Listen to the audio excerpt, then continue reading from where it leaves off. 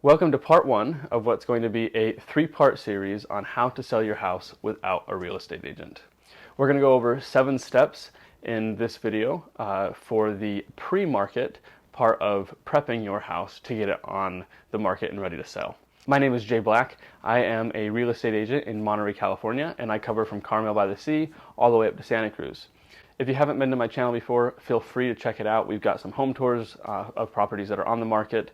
We've got some neighborhood tours and also some community spotlights of business owners in the area. So go check those out as well. But for now, let's jump right into how to prep your house for the market. So we're going to go over 7 steps in this video. I'm going to run through those really quick, and then I will go over each one in more detail. 1 is getting the inspections done. Step 2 would be doing some minor repairs. Step 3 is getting all the disclosures done. 4, getting the staging done. 5, photos and video. 6, getting a new phone number. And 7, you've got to price it right. So, number 1, inspections. What inspections do you need? I would suggest starting with at least 2 plus whatever the inspections the city requires. So those 2 being a home inspection, that's going to kind of go over and show any safety flaws, other minor details that may be wrong with the home, so that you are 1, prepared and know about them, and 2, you can provide that to potential buyers so that they know before they ever even make an offer that, hey, there are these issues, and let's not worry about negotiating with those after we're already in contract. You just kind of cut that off and make it a lot smoother process. Another inspection I would suggest getting around here especially is a pest inspection. That's going to cover wood destroying organisms as well as other pests that there may or hopefully are not in your property. And then the last one that I would suggest are any point of sale inspections that your city or county requires. In Monterey County, for example, you've got to do like a water count. You've got to do a couple other things like that. In most of Monterey County, you need to do a sewer lateral inspection as well. So there are some point of sale inspections that have to be done that are required by the city and or county to do that. So make sure you get those done as well. That way everything's just done and prepared and are ready to go before you're ever in contract with a buyer, so that nothing surprises anybody. We don't like surprises. Number 2, getting any minor repairs done. So we're talking about minor things like paint chips or cracked switches or whatever that is, like little stuff that's kind of visually difficult, but you don't want to go crazy and do any big kitchen renovations or bathroom renovations or anything like that, because the return on investment just really isn't there. Minor roof repairs, things like that will kind of shore up the property. Any safety issues that are found on that home inspection might be a good idea to get taken care of as well. Any kind of like electrical things or things like that, any of those safety issues. Look at your paint, look at the carpet. Is the carpet really worn? If so, it might be a good idea to swap that out. It's not terribly expensive, but it really makes the property show better, and so that can actually give you a decent return on your investment. Same thing with painting, right? If it's discolored, if it's old, if it's stained, any of that really detracts from just how the property looks. So if you can repaint, that really kind of spruces things up and makes things look a lot better. Again, judge the condition of your property and decide if that's something that's necessary or not. Another minor repair thing to really help with curb appeal would be doing a little bit of minor landscaping, right? Clean up the yard, get rid of any like overgrown weeds or anything like that. Just kind of clean it up, spruce it up, make it look nice, neat, and tidy.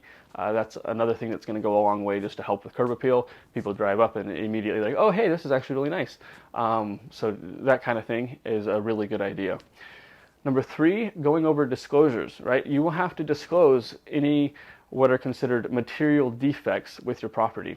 So make sure that you use the proper forms, talk to a lawyer, whatever it is, to make sure that you are disclosing the correct things so that you don't end up losing out on a bunch of profits because they can come back and, hey, this wasn't disclosed to us, we didn't know, the seller had to have known, whatever it is. You just want to make sure that every material defect is disclosed. If it's a question, disclose it. Omissions count as not disclosing, and so you've got to make sure that everything that could be considered a negative thing about the property is in fact disclosed to the potential buyers. Number 4, decluttering and staging. This is huge. So you don't necessarily have to stage a property, but it's a good idea. we tend to get a little bit overwhelmed, like, okay, what should go, what should stay, you know, that kind of thing. So hire a stager, bring them in, say, hey, what do I need to get rid of? What stays? You can even hire them to help you improve the flow of your house with the furniture that you already have, and they can kind of help you decide what to do to make it really present well for the buyers. Along with presenting things well to the buyers is right after that you want to make sure you get it nice and clean before photos and video, being number 5. So photos and video, please, please, please, please, please do not just take pictures on your iPhone. Yes, that's possible. Our phones can do amazing things, but the goal with photos and video are to get as many people through the property as possible. If you take good photos and video, you are going to have a lot more people that are interested in seeing the property, and you're going to have a lot more people come through. It's vitally important to do this the right way. Bad pictures equals less traffic, which equals lower sale price. Like, we want as many people to see this and be excited about seeing it in person as possible. You want to get them in your house, and that's what photo and video do. You can get away without video, but I would highly suggest getting it done. That way we can do some ads, and I'll talk about that in the next part of the series. But that video can be really good for running some ads to kind of get your property more exposure. Another thing with the photos is people love twilight photos. So it might be worth it to spring for a little bit extra and spend some money on getting twilight photos of your property as well. People love them. Number 6, a new phone number. Now this might sound weird, but you don't necessarily want your phone number blasted out all over the place, right? So what I would suggest doing is going to Google Voice and getting another phone number. You download an app onto your phone, it gives you a separate phone number, and then when you're done and your house is sold and you don't need that number anymore, you delete it. And now you don't have that number, you don't have that number that was out everywhere and connected to this house being sold. It's no longer there. You don't have to worry about it anymore. So I would really suggest doing that to use for all of the marketing for your property. And number 7 is pricing it right. Now this is vitally important. Probably the most important out of all these other things is pricing it right.